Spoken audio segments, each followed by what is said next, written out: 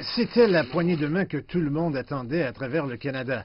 Justin Trudeau, le premier ministre canadien, a montré qu'il pouvait avoir le dessus dans le bureau ovale avec le président américain Donald Trump en février 2017. Je pense que M. Trudeau essaie de démontrer que le Canada a sa propre identité, que le pays ne fera pas de génuflexion devant les États-Unis, que nous pouvons gérer nos affaires nous-mêmes et que nous sommes un pays indépendant.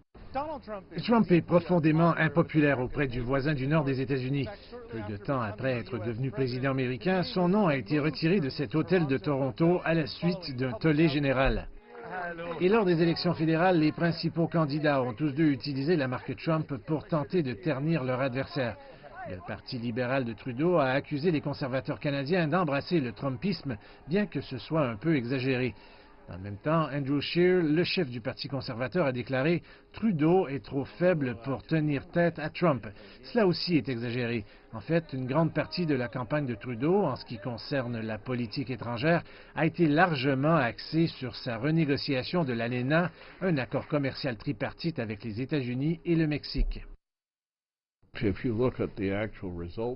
vous regardez les résultats réels des négociations de l'ALENA, le Canada s'en sort plutôt bien.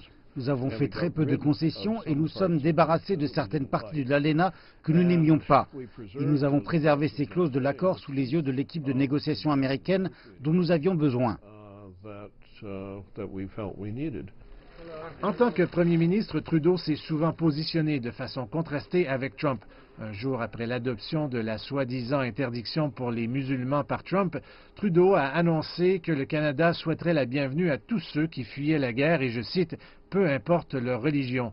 Il n'a pas fait référence directement à Trump.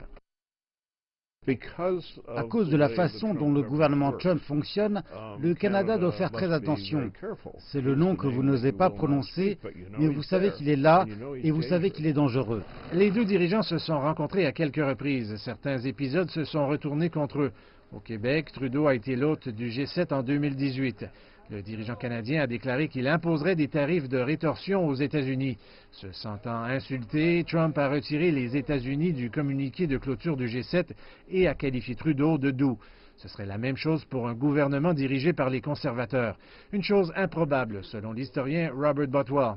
Il n'y a vraiment qu'une seule façon pour le Canada d'approcher Donald Trump en tant que gouvernement, en tant que pays, et c'est très calmement, et ne pas réagir à une provocation. Et espérons que, dans l'ensemble, Trump ne nous remarquera pas. Donc attendez-vous à peu de changements au nord tant que la situation reste la même au sud.